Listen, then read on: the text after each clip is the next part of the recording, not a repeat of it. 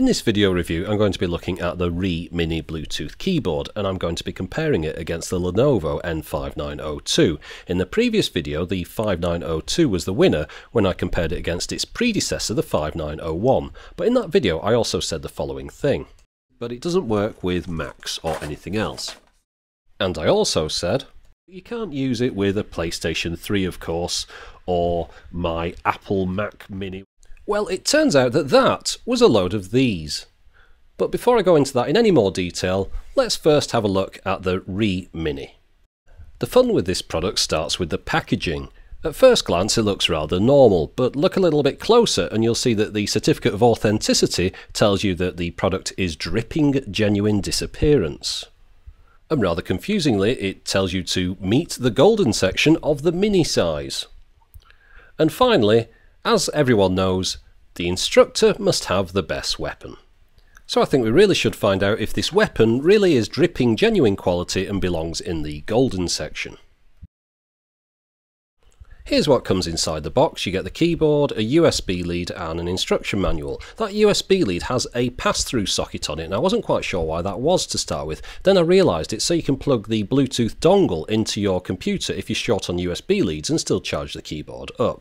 The instruction manual supplied with mine was in English, but I didn't bother reading it. Let's have a look around the keyboard itself. Well, first off, at this end is where you charge it up through that USB socket, and it's got an on-off switch at that end. The charge is supposed to last a month. Now, that button on the side there activates a laser pointer, so you could use this as a presentation device. And behind this little hidden area here is the USB Bluetooth dongle. It's quite nice that you can carry it around inside the keyboard like that. I think there's quite a few different models of Rii keyboard around, so here's the model number of the one that I'm reviewing. It's a Bluetooth model. I think you can get RF ones as well. Let's just have a look at the layout of the keyboard. Well, on the right here you've got the touchpad, which you operate either with a thumb or a finger. Below that you've got the mouse buttons and a four-way rocker cursor switch. Across the top of the keyboard you've got the function keys, and then the blue media keys there. You have to press that function key at the bottom left to activate those. Overall, I think it's quite a neat looking device. That keyboard though doesn't feel the best. It's slightly rubberized, but I think the issue is to do with this grid of plastic that separates all the keys and the fact that everything springs around a lot. As you can see here, when I press the space bar, a number of other keys bounce up and down at the same time. So it's not got the best feel to it. Now, I think the idea is you're supposed to thumb type on it like this, which works reasonably okay, but the problem is the thumb pad on the right here takes the right hand quite a long way away from the centre of the keyboard, whereas the left hand side matches up quite well. So the right hand thumb has to reach across a lot more than the left hand thumb. It just feels a little bit weird to type on. Now, one thing that you're supposed to be able to do is swap around the orientation of that thumb pad for use as a presentation device, and it changes up to right and left to down or whatever, and you just press those two keys on the bottom to spin it round. Now, to show the backlight, you have to press function and the F1 key. Now, I'll switch the lights off so you can have a look at it. And there you go, that's the backlight. It's alright. You notice at the bottom right there, that mouse key's kind of a bit in the dark, but it doesn't matter. You can make your way around the keyboard. Now, the USB dongle that comes with it is a Bluetooth dongle. I'm just plugging in my PC here. I do already have Bluetooth in most devices, but I installed it just to show you how it works. It works fine with Windows 7 and Windows XP. And then you have to switch on the keyboard, hold the Bluetooth button down at the top until the light flashes, and then your computer will ask you to input some codes to show that the keyboard's matched up with it.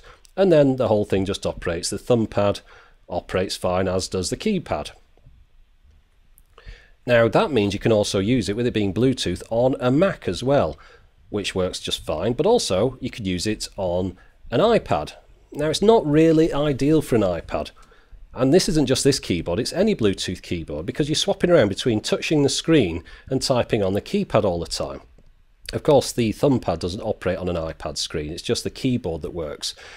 So a lot of faffing later, you can start typing on the keyboard, but to be honest, it's really just a lot easier to type on the actual iPad screen itself. I prefer using the on-screen keyboard because it auto-corrects and the letters are bigger, and you don't have to keep taking your hands on and off the screen to type. Now, of course, because the Rii Mini is a Bluetooth keyboard, That means you can use it with a lot of different devices that support Bluetooth, for example a smartphone, but as you can see from this size comparison with an iPhone 4, it's quite a bit larger than it, so it wouldn't really make much sense to carry it around in your pocket. Now at this point in the video I'd like to reintroduce you to the Lenovo N5902. Let's do a bit of a comparison between these two.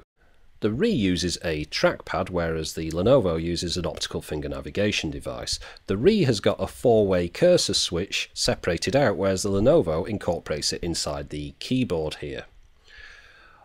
This one has function keys across the top, whereas the Lenovo doesn't have function keys. However, its media keys across the top are available with one click, whereas on the Lenovo you'd have to press the function key to press any of the media keys. This one's quite easy to use in one hand, whereas this one definitely requires two hands, and also it wouldn't really be suitable for a left-handed person.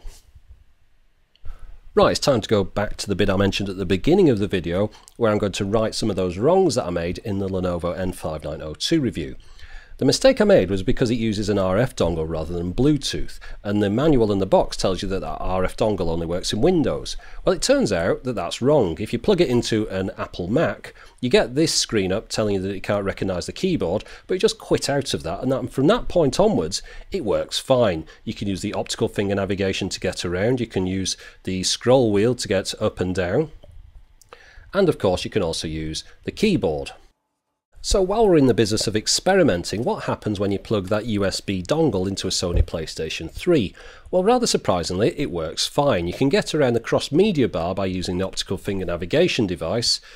You can also enter text using the keyboard, and you can scroll around the internet using the scroll wheel. There's a few little quirks on there. For example, the Windows button is the PlayStation button and the escape button's a triangle, but it does all work. Now, the Rii Mini works just as well. And you can get around the screens by using the trackpad or the cursor keys. And once you're in the internet browser, because it doesn't have a scroll wheel, you have to press up and down on the arrow keys to get up and down a page. But if you hold them, it lets you scroll down like that. Now, one of these works with the 360. And it's the Lenovo 5902, because the 360 doesn't have Bluetooth, but that dongle works fine with a 360. Well, I say it works fine, it works to a very limited degree. You can get around the screens by using the cursor keys, not the optical finger navigation, and the enter key to select things, and that's about it. You can also enter text, but there's hardly any point on a 360 because it doesn't have an internet browser, so the only time you'd use it would be for sort of chat or searching for things, all a bit pointless really. The media keys have no function at all on the 360, and the same goes when the Lenovo is attached to the PlayStation 3 or when the Rii is attached to the PlayStation 3. Those keys do nothing. Now, I did have a big issue with the Rii's trackpad. I found that if I was any more than a few feet away from the computer, the cursor at times could get very erratic and jump around all over the place. Now, to demonstrate this problem, what I'm going to do, I'm going to put the Mac Mini on the television, sit across the room and try and draw a circle, first off using Apple's own Magic Trackpad. Now, the Magic Trackpad's got quite a big advantage here with it having a large surface area. It enables you to just draw a big circle all in one go. Now, next up, the 5902, we'll just plug the dongle in to get that one to work. Now, the thing with this one is you have to do a lot of very small movements because you've got to keep moving your finger across that optical finger navigation device. You can't do it all in one big go. So as you can see, you get lots of little tiny lines, but it joins up reasonably well. Next up is the Rii Mini. So we'll start off at the top here. Now, what happens with this is it seems like it loses connection for a second or a fraction of a second, and it just draws a straight line when it does that. As you can see here, it gets really rather messy, so that's not a very good circle. Now let's just see some other examples that I tried. There's another one. That one's more like sort of Pac-Man going home, and that's more like a square, so that's not very good. So on paper, the Rii Mini sounds like the perfect home theatre PC controller. It's got the trackpad on the right here, it's got a backlit keyboard that's Bluetooth, it's got the function keys across the top, it's rechargeable, it'll last a month between charges, it's got a laser pointer on one end, and it also comes with its own Bluetooth dongle. But looks can be deceiving. That keyboard is rather nasty to type on. Anything more than putting a URL in becomes a bit of a pain.